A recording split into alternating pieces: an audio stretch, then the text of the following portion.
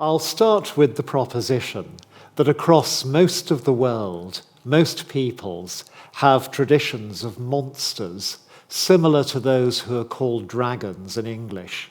In other words, giant winged land reptiles of lizard or snake kind, or giant water serpents. It may be that there is a genuinely ancient, collective human memory at work here. The Gresham College lecture that you're listening to right now is giving you knowledge and insight from one of the world's leading academic experts. Making it takes a lot of time, but because we want to encourage a love of learning, we think it's well worth it. We never make you pay for lectures, although donations are needed. All we ask in return is this: send a link to this lecture to someone you think would benefit, and if you haven't already, click the follow or subscribe button from wherever you're listening right now. Now, let's get back to the lecture. Our ancestors in Africa long ago would have had to deal with big poisonous snakes, big constricting snakes, large birds of prey, and crocodiles. Moreover, venomous or crushing snakes are the only dangerous animal that every single inhabited continent has in common. So monsters of the sort I've just described are a compound of all those primordial natural hazards. However, two areas in the world have made such creatures especially prominent in art and story, and they're Europe and the Far East, especially China. But the nature of the dragon is very different in each. European dragons are super predators who take up residence near a human community and eat the people and their livestock. Their functional role is then to get killed by heroes. Chinese dragons look like elongated versions of European dragons with lizard bodies, 4 legs, clawed feet, and wings, and fangs. But otherwise, they have nothing in common with them. Chinese dragons are friendly and beneficial to humans if treated with respect. They don't breathe fire, and they inhabit water of all kinds. They exist in harmony with the natural magnetic energies of the earth, as reflected in the Chinese art of Feng Shui or Feng Shui. I therefore have 2 questions to answer in this talk. Why did Europeans believe in dragons so much? And why are European dragons so nasty and Chinese dragons so nice? To go to Europe first, there are 2 main kinds of European dragon in popular folklore and medieval literature. One is the fire drake, a reptile with wings, a horned or crested head, a spined tail, and fiery breath. The fire drake is the classic dragon of medieval heraldry, chronicles, and romances, but also of J.R.R. Tolkien, C.S. Lewis, and J.K. Rowling. The other traditional European dragon is the worm or cold drake. That is, a huge snake which spits venom or breathes poisonous gas and can sometimes crush with its coils. There are, however, many other kinds of dragon that appear in European folklore, literature, and heraldry. The one that I'll mention here is the basilisk, or cockatrice. There's a thoroughly glorious but misleading description of one in Harry Potter and the Chamber of Secrets, where it takes the form of a gigantic serpent. The classic medieval basilisk was a winged snake or a scaly cockerel, only a few feet long. It was formed from an egg hatched by a toad. What J.K. Rowling got absolutely right was its most famous characteristic, that it kills with its stare. England has the largest number of dragon legends for a country its size anywhere in the world, 68 in all. Somerset my local county, has most, followed by Yorkshire. The chief narrative function of English dragons is to get killed.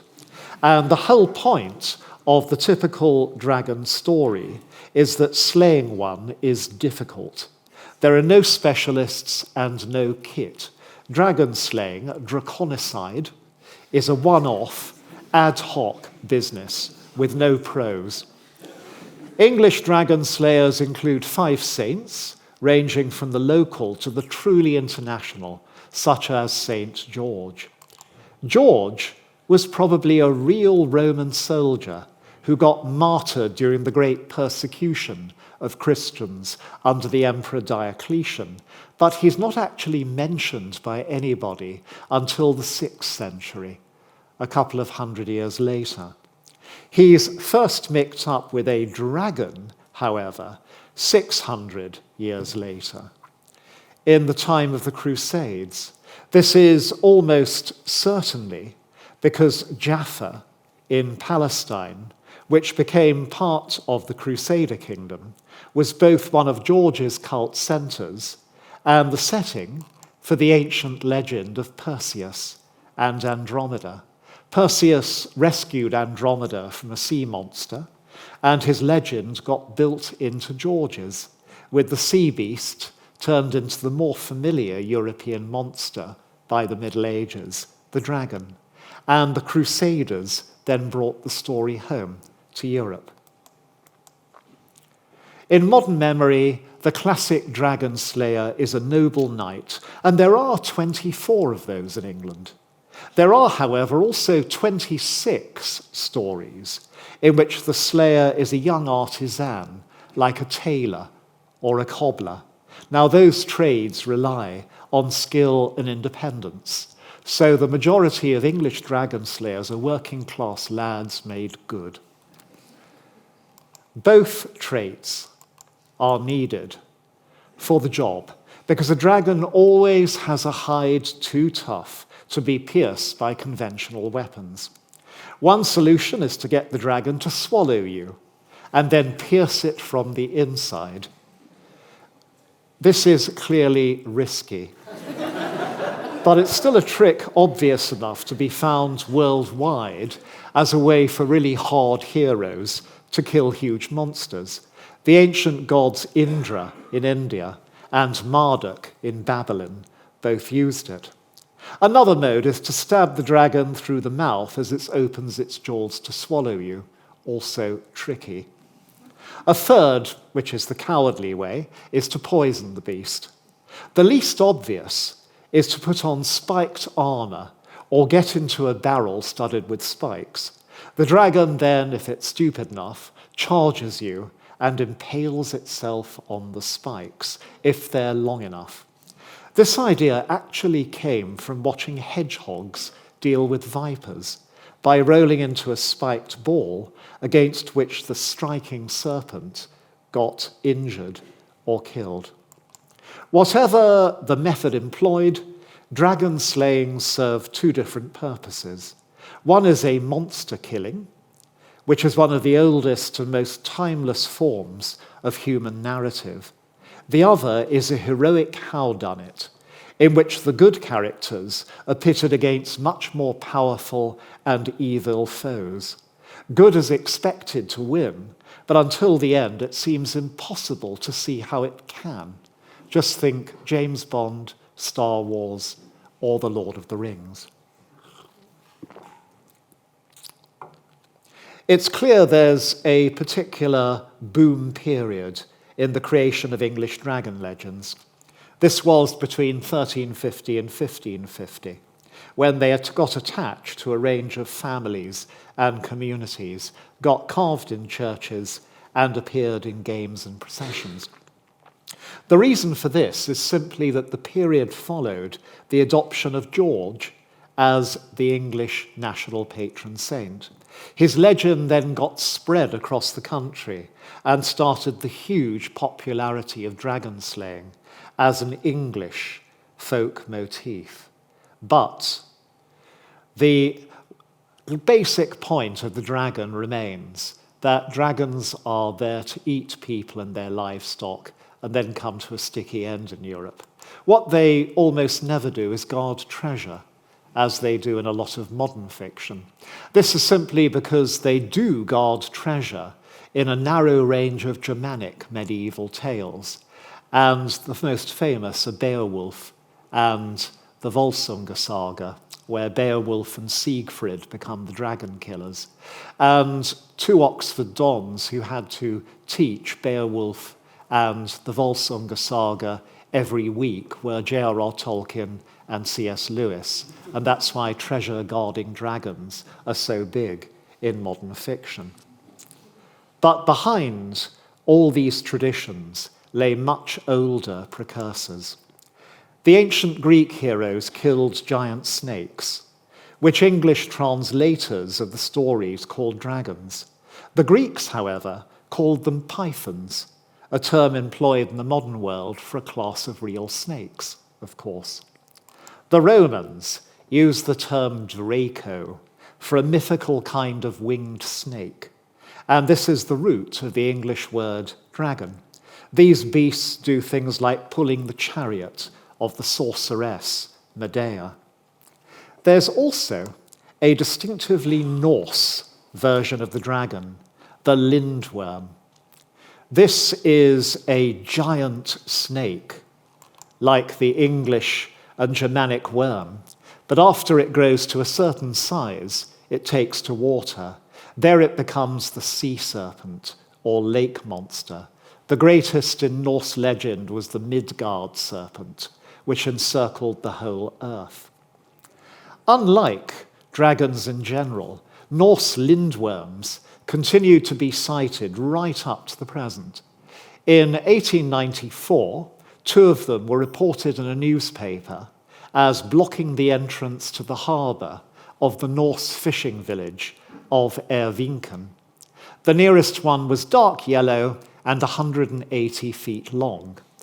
A whaling ship set out from the nearest big port very bravely to fight the snakes, but both sensibly vanished as it approached.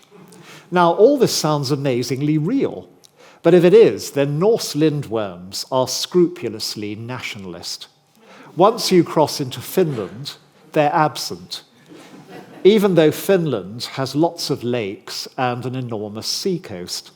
Finnish dragons live on hills and only eat fat people and hate eggs. So, children, if you eat up your eggs and stay slim, you are safe. In other words, a creature that on one side of the border can block a modern fishing port, on the other is equivalent to A.A. Milne's bears, who only eat children who tread on the lines between paving stones. So what were dragons?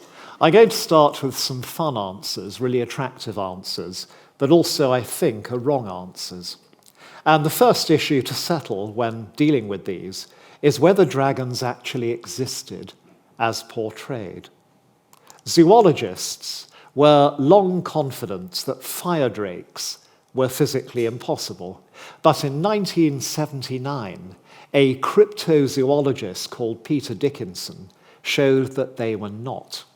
He suggested that they produced hydrogen gas from hydrochloric acid in their stomachs, which was burned off through their mouths. This enabled them to descend in flight, like balloons burning off gas. And of course, the acid completely consumed their bodies after death, which is why we never find their remains. The theory is wonderful. It is also, however, incapable of proof, and it's hard to see how stomach acid could consume an entire huge body. Moreover, no dragon legend describes a fire drake imploding after death. Instead, we're often told how parts of the body were preserved as trophies. Another theory was popularized by John Michel in 1969, which imposed the Chinese view of dragons on the entire world. It picked up on the Chinese idea that dragons moved along currents of natural energy that cross the earth. John gave these currents the English name of lays, ley lines, and declared that the Chinese belief had been held across the whole planet. He declared that also the European hostility towards dragons had been imposed by repressive medieval Christianity. This turned benevolent earth energies into satanic monsters. His book was the main force in catalyzing the whole late 20th century enthusiasm for mapping and dowsing ley lines. I acknowledge readily that this has given great pleasure and re-enchanted the landscape for many people. In dragon lore, however, John got things the wrong way round. It's the Chinese belief in benevolent dragon-like creatures which is anomalous in a world context. Most peoples have treated giant reptilian beasts as monsters, and the European antipathy towards them goes, as I've indicated, way back before Christianity. There's also a psychological explanation for dragon stories, that they are simply metaphors for predatory human beings. They're certainly used as such in history. The Romans had dragon standards, like windsocks on poles, which made a roaring sound as cavalry charged. This is incidentally the only historical detail which Jerry Bruckheimer's film about King Arthur got right. But we were treated to Keira Knightley in a leather bikini to console those looking for historical accuracy. The Vikings famously had dragon figureheads on the ships. Both groups ravaged lands and demanded tribute. The trouble here is that Romans and Vikings used the dragon as a symbol for ferocity because the concept of it already existed. It's also not obvious that dragons function well as a metaphor for armed bands of humans. They seem to be much more like animal predators. So we now come to explanations which I think to be credible but marginal. One is that dragons are the result of freak meteorology. Medieval chronicles abound in references to fiery dragons seen high in the air, and meteors and comets could account for all of these. Medieval and early modern night skies were very bright, as there was so little human lighting. Some dragons could also have been misidentified real animals. The closest real beast to dragons are crocodiles, which can grow up to 30 feet in length and weigh 3 tons. They're also highly predatory. Even today, they kill an average 5,000 people a year, more than any other species except humans. A so-called dragon exhibited at Durham in 1569 was a crocodile, and escaped crocodilians would explain some local medieval dragon legends. The dragon of St. Leonard's Forest, described in a pamphlet of 1614, the forest is in Sussex, was a giant snake which reared up when approached, killed people and dogs with its bite, ate rabbits, and vanished when winter came. Now this would fit an escaped king cobra or mamba in all those details, including not being able to survive frost.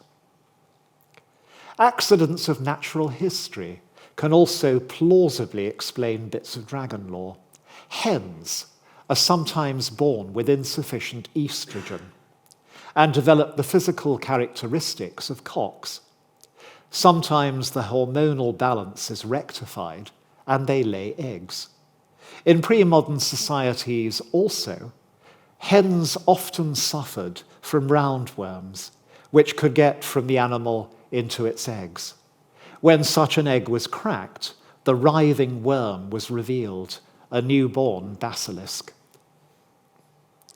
which you may remember was supposed to be hatched from an egg laid by a cock. All these factors, in my opinion, do indeed credibly explain certain dragon legends, or classes of reference to dragons. There is, however, an obvious problem with them, as a general source of explanation, even when they're all rolled together. That is, all the comets, meteors, crocodilians, cobras, and worm-infested eggs presuppose an existing idea. When you look up into a medieval sky and see a meteor, you don't think it's a flying, fire-breathing reptile unless you already believe in such beasts. To get to the real roots of the belief in dragons, we're going to have to dig deeper. But first, I need to do 2 bits of tidying up. The first is to suggest an origin for the most distinctive and classic form of European dragon, the fire drake. No other culture and time has produced a predatory, big reptilian monster that breathes fire. I'd suggest it comes from just one source, and that happens to be the book that medieval and early modern Europeans read, respected, and believed more than any other, the Bible.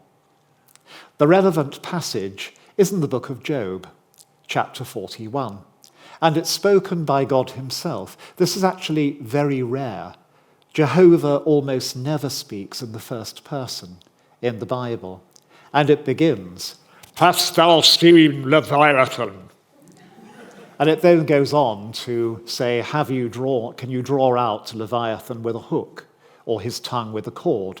And it then goes on for a number of verses to portray a gigantic monster with terrible sharp teeth, scales so close together that no weapon can possibly pierce them. And out of his mouth go burning lamps, and sparks of fire leap out. Out of his nostrils goeth smoke, as out of a seething pot or cauldron. And it then goes on to say about his heart being like a stone, about how swords and spears are useless against him, and how he makes the deep boil like a pot, the deep being the sea. He makes the sea like a pot of ointment. He makes a path to shine after him. He is a king over the kingdom of pride. By the 17th century, when Christians were starting to understand the natural world better, it became generally concluded that the Leviathan is a sperm whale. This is probably correct. If a plume of water from its blowhole was mistaken for smoke, and that therefore it was concluded that an animal blowing smoke out of its head must have a fire in its mouth. To medieval readers, therefore, what you have here is a huge, scaly, fire-breathing monster with terrible teeth, apparently found in both land and sea, with a hide impervious to conventional weapons.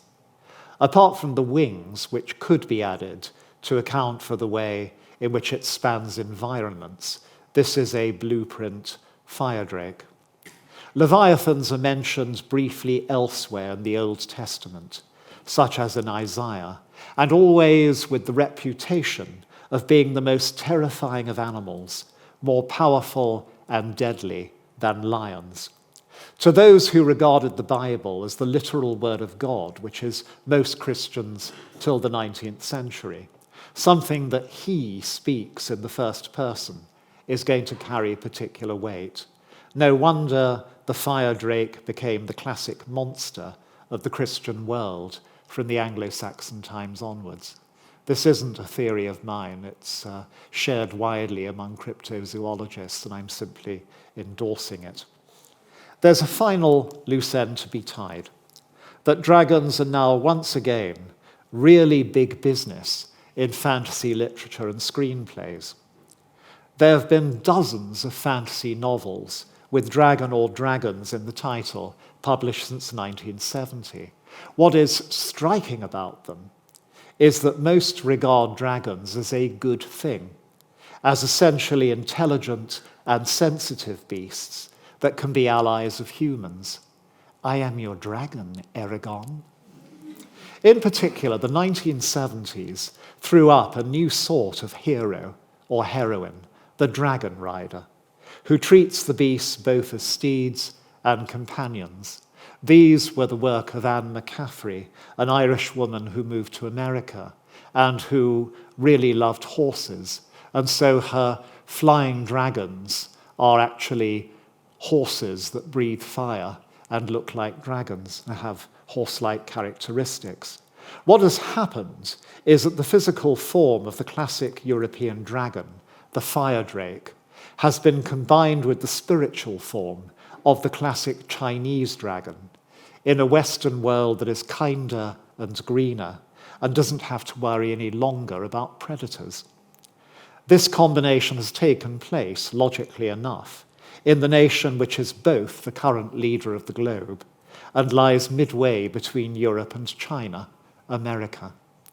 Now it's time to discuss the most fundamental aspects of the concept of the dragon. European dragons occupy a very specific animal relationship with humanity. They're what the American eco-journalist David Quammen has named the alpha predator. Great and terrible flesh-eating beasts were part of the ecological matrix within which our species evolved. They were part of the psychological context within which we formed our identity. They were part of the spiritual systems that we developed for coping with the cosmos. Their ferocity and hunger and complete violation of our sense of self and of self-worth were grim realities that could be eluded but not forgotten. To nearly all early humanity and to traditional peoples, right up until almost the present, they were a familiar kind of capricious misfortune. Among the earliest forms of human self-awareness must have been the awareness of being prey. Even in the most modernized and well-protected modern societies, zoological melodrama, a genre described by detractors as predator porn, whether it be Jaws, Alien, Deep Blue Sea, Lake Placid, or Jurassic Park, is a well-established form of entertainment. An alpha predator, however, is not just any animal that eats humans. It's a solitary hunter which makes a one-to-one relationship with its prey. Predators that hunt in packs, like cowards, however dangerous to humans, such as hyenas, wild dogs, and wolves, do not qualify. On the other hand, a lone, big rogue wolf does, in a region which has no more frightening wildlife. Elephants kill more people every year than any other mammal, but they don't count because they don't eat their victims. They've never been made the mythological alpha predator. The very real human fear of predators means that a good lord or chief in a traditional human society is, at least in theory, in the position of a shepherd to his flock. He is there to guard its members against both human and animal foes.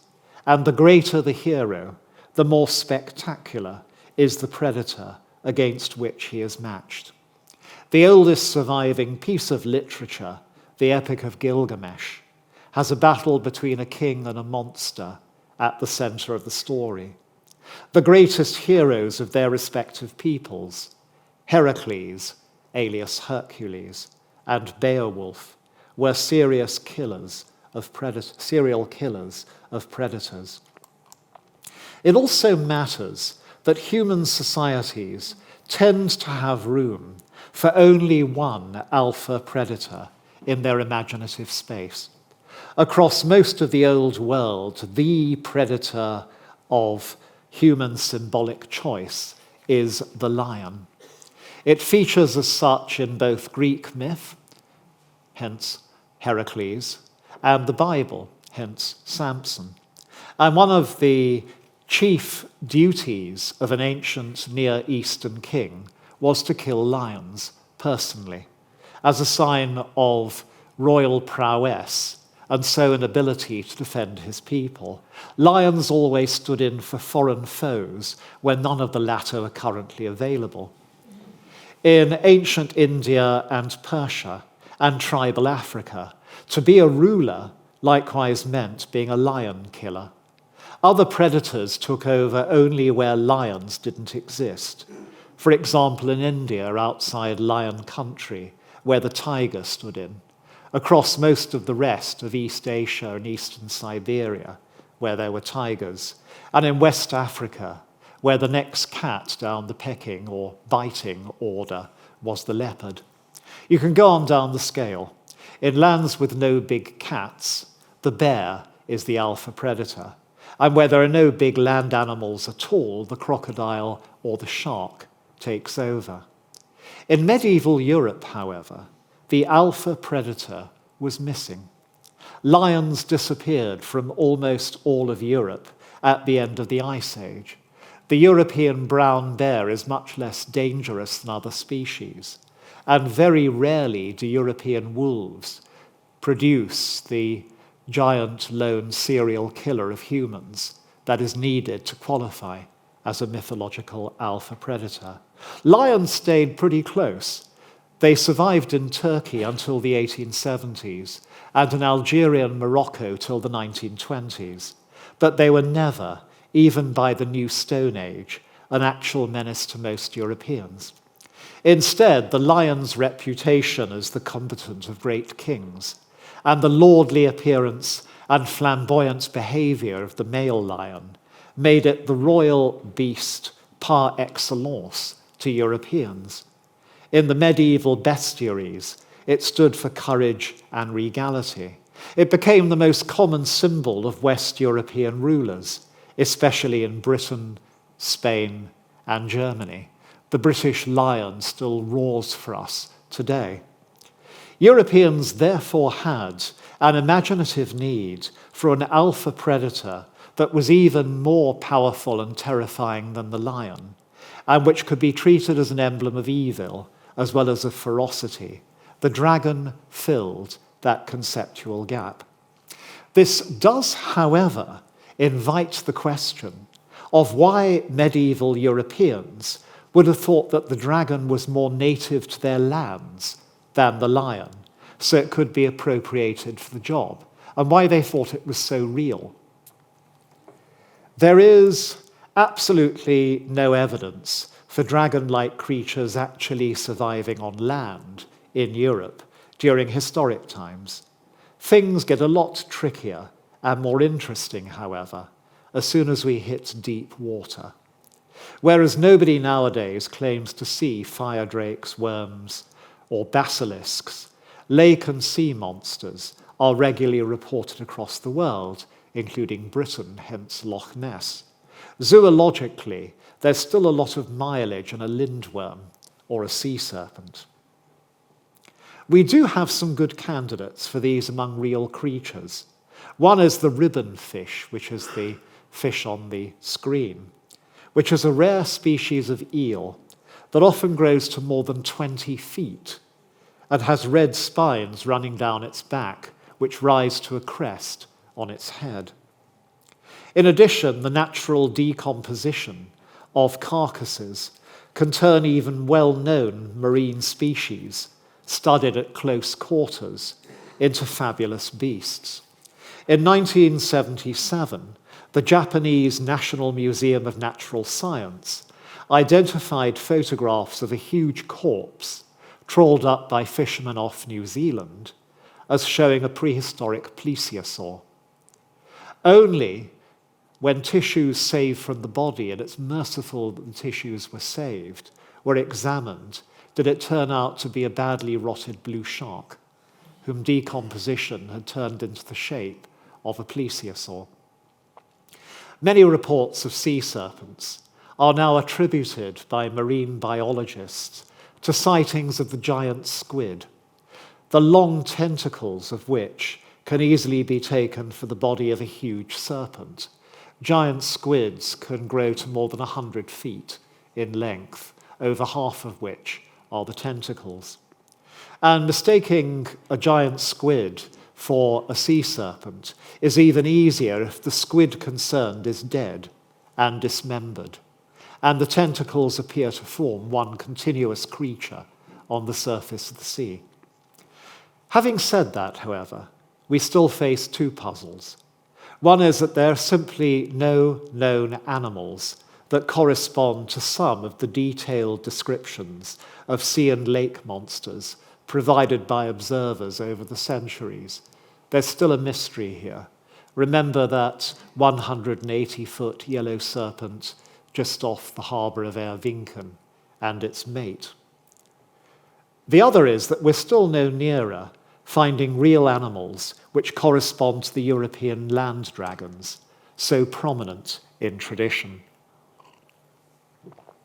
I'd suggest they were indeed prehistoric monsters, but safely dead. Not living fossils, just fossils.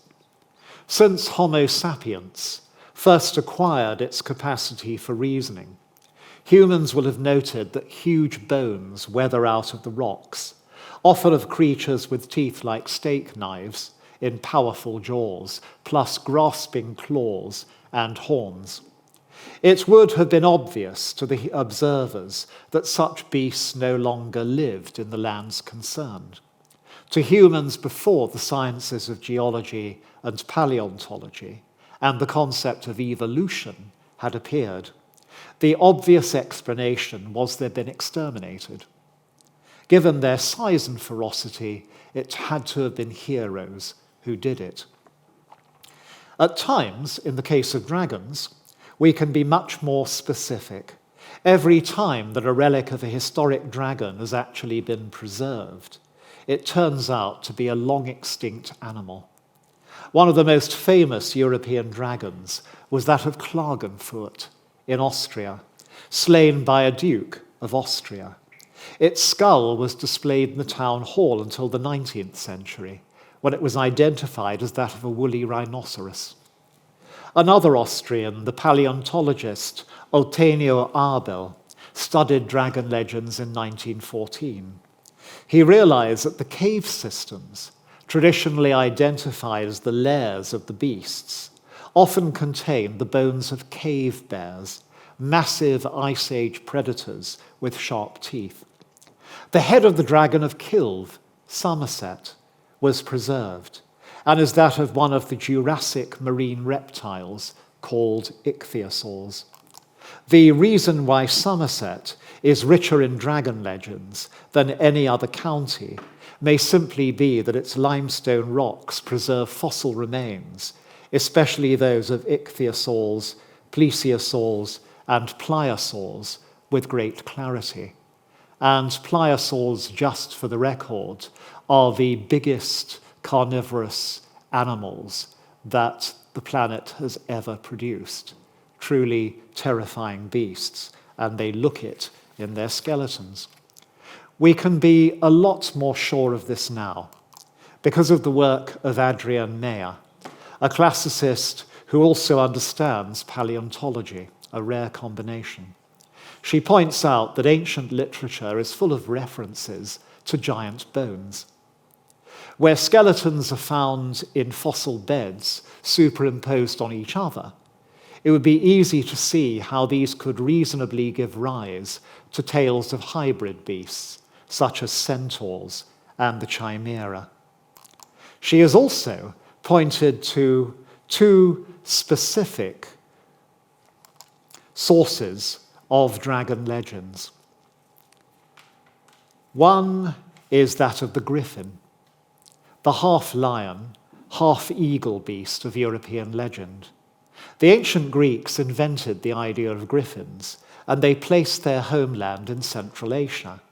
Now that region is full of fossils of beaked dinosaurs, which look very much like the griffins of myth. The other is much more particular to dragons, and consists of one of the most influential sources of dragon lore, the biography of the philosopher Apollonius of Tyana, written by Philostratus in the Imperial Roman period.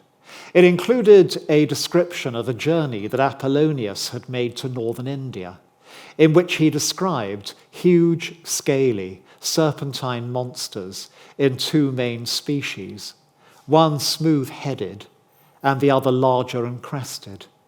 This account, the result of one Greek taking the hippie trail, across Persia to India in the first centuries of the Common Era, became the basis of a considerable amount of medieval and early modern dragon lore. His account repeated wholesale in works on dragons right up to the 17th century. Adrian Mayer pointed out that Apollonius's route into India along the old Persian royal road would have taken him under the Siwalik hills, which are full of bones of huge extinct crocodiles and mammals. One vivid detail in Apollonius's story has a direct parallel in the Siwalik. This is the information that one kind of Indian dragon had a jewel in the center of its skull, again a motif that passed into European dragon lore.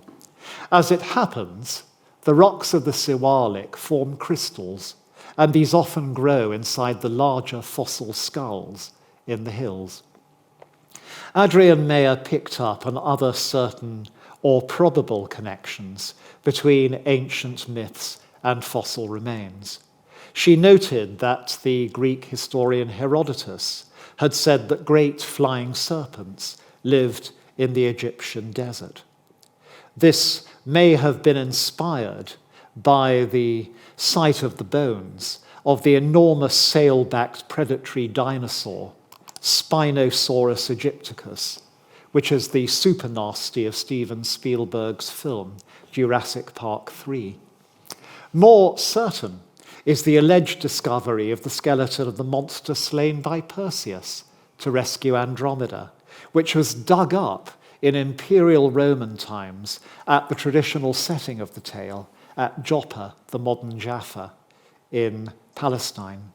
It was brought to Rome and had a 40-foot backbone. Clearly this was some kind of prehistoric beast. It's notable that China and Europe, lands of dragon lore par excellence, are both exceptionally rich in fossil-bearing rocks that produce big, ferocious-looking, extinct beasts. Chinese fossils have been called dragon's bones since records begin.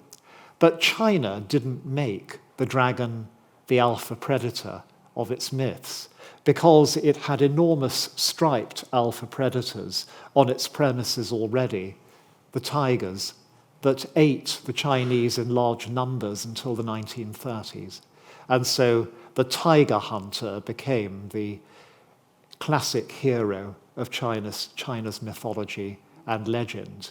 And these harmless, enormous, bony beasts weathering out of the rock became associated with the energies of the earth from which they came and regarded as benevolent.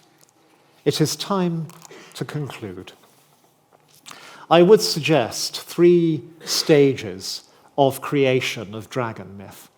The first is the general human need for stories about alpha predators and the ancestral fear of great reptilian beasts, crocodiles and snakes, from our remotest human past in the Africa from which our species came.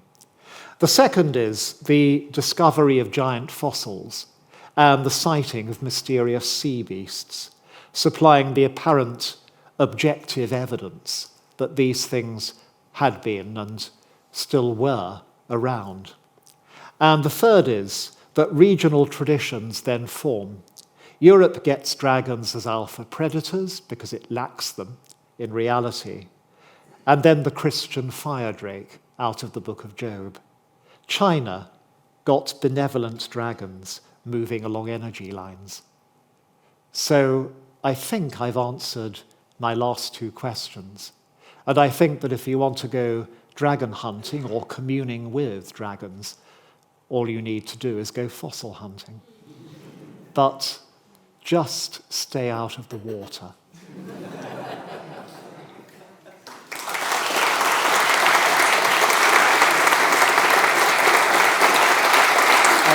Ronald, do you have a favourite dragon? Yes, I'm a great West Country patriot. I've spent so many years living and working there and loving the land. And I like a humdrum local Somerset dragon, the dragon of Chilcompton. And it was a dozy dragon, and the hero who went to kill it didn't actually realize it was a dragon until he'd been sitting on it for about half an hour thinking it was a log. And eventually, in some versions of the story, they felt they had to come to terms, and they did. So there's a happy ending possible to the story. Excellent. The gentleman just said, if you wait for the microphone to get to you, then the people online can hear as well. Hi, thank you for that. That was amazing.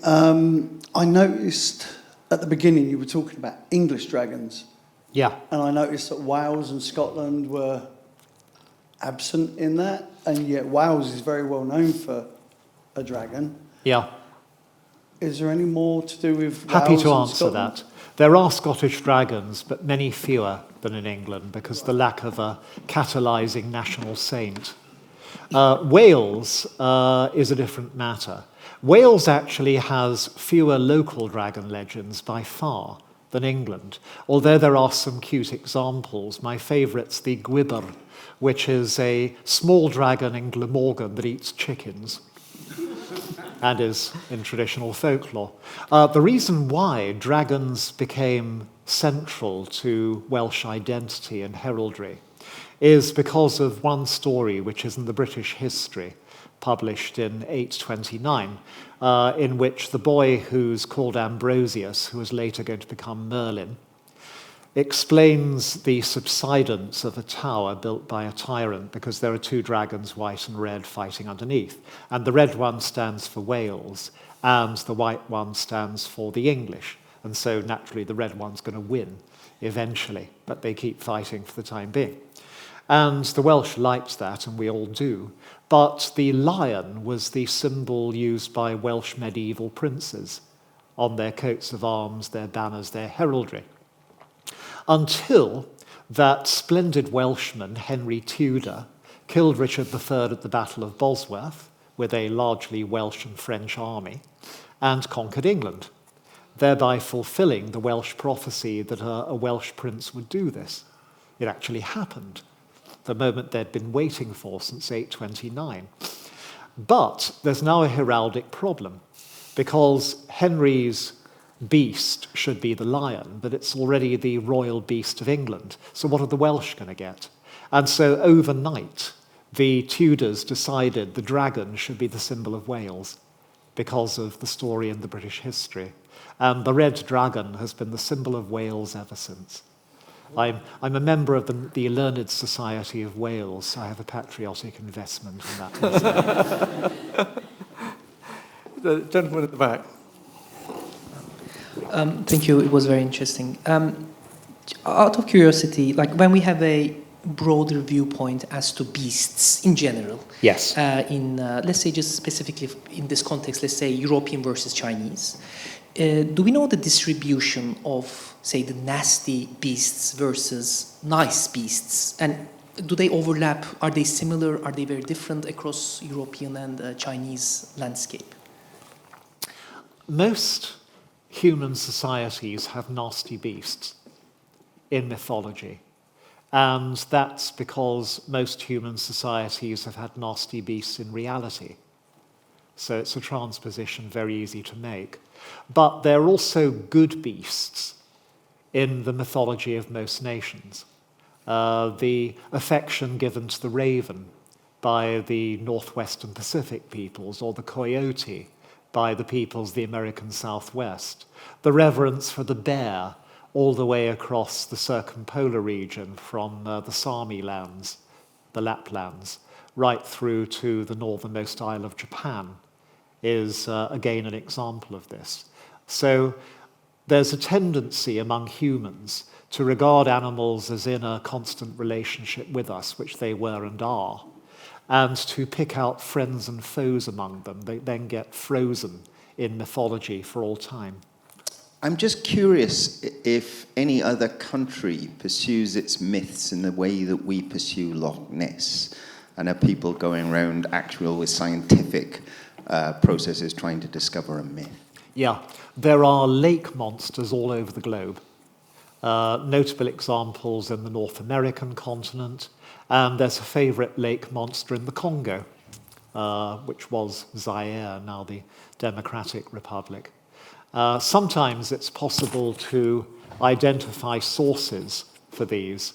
In the case of the Congolese lake monster, which got a lot of attention from scholars in the 80s and 90s, it was realized that it's actually the now almost extinct northern white rhinoceros, which had lived in the land and become extinct. And in mythology, it had got transferred to water to explain why you no longer saw it. So it must come out of the lake and go back in at a particular lake. And there at least we can pin down the origins of a lake monster legend. But they're found all over the globe, including Polynesia, like New Zealand, and every inhabited continent. Are there any differences in the personalities of different coloured dragons, like red versus green versus black? Not really. Dragons are lots of different colours. That's a point on which the imagination of the individual storyteller is given free rein. There's nothing canonical about dragons' colours. And there are no moral qualities, no local loyalties attached to them, except for the famous case of Wales, because of that one tale. Thank you so much for this lecture. If I may, two very quick questions. One, I noticed when you were talking about basilisk that the look that kills, not very typical. And the only other one that comes to my mind is Medusa. Yes.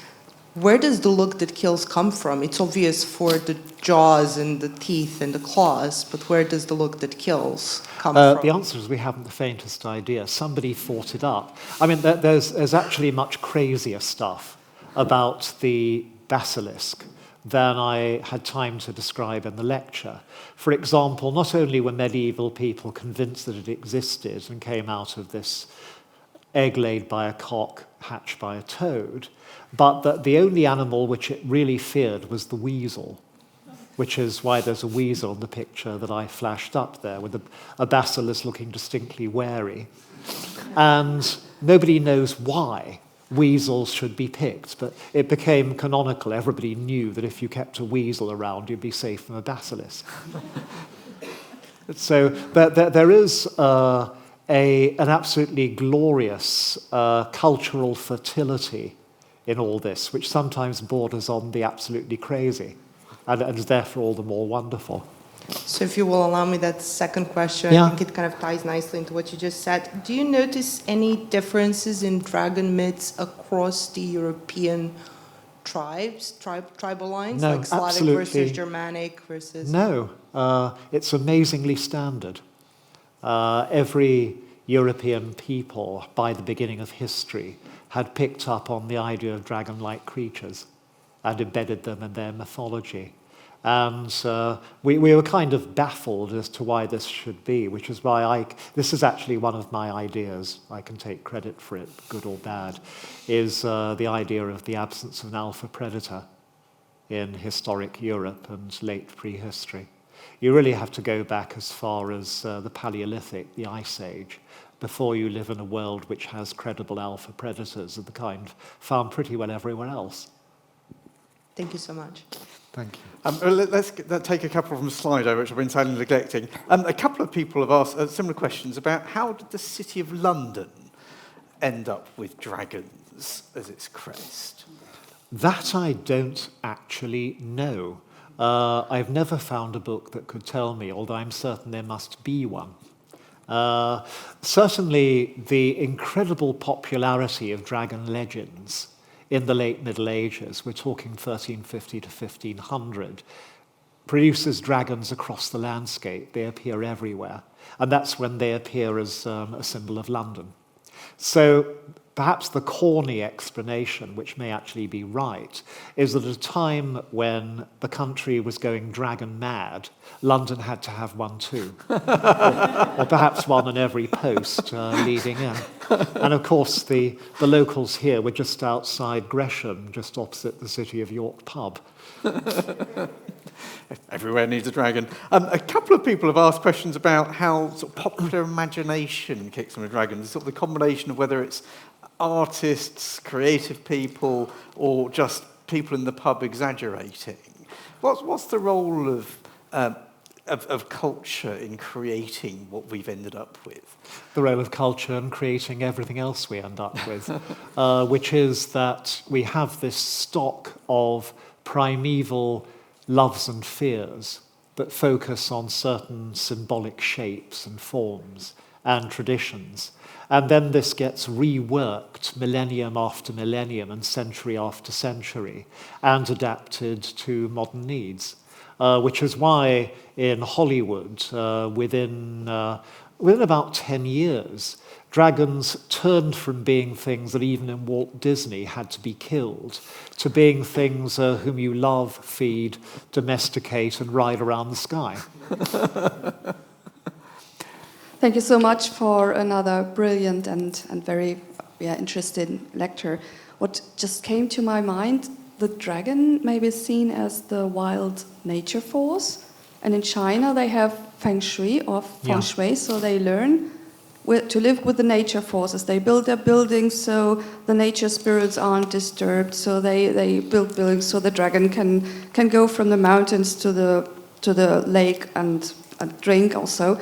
And maybe Europeans, especially in the Middle Ages, have seen nature as a forces that have to be overcome because they are threatening. Just my idea, I just don't know. So, question. I don't think that the Chinese traditional relationship with nature was that different from the European, because the same Chinese who are celebrating dragons as wonderful forces of the earth are exterminating tigers as fast as they can, and usually not very successfully until the 19th, 20th century, as mortal predator enemies. And in the same way in Europe, you can have the ancient Greeks and Romans having dracos and pythons as symbols of the terror of nature, and Heracles bumping off the Nemean lion and other natural monsters, but venerating rocks, trees, and water as the home of nymphs and of rather beautiful spirits. So the human relationship with nature is very complex and deeply ambivalent right across the globe, but the globe. But the fun thing here is it manifests in such different ways that it provides something really creative, fascinating, and it's wonderful seeing the different way the kaleidoscope repatterns itself in culture after culture. I'm afraid I have to break the news that we're out of time. Ladies and gentlemen, we have had an absolute tour de force, as I said earlier. We have been informed, we've been entertained, and we have had a series of important life lessons about how to kill a dragon and the importance of retaining a weasel at all times. Would you please join me in thanking the Gresham College Professor of Divinity, Professor Ronald Hutton.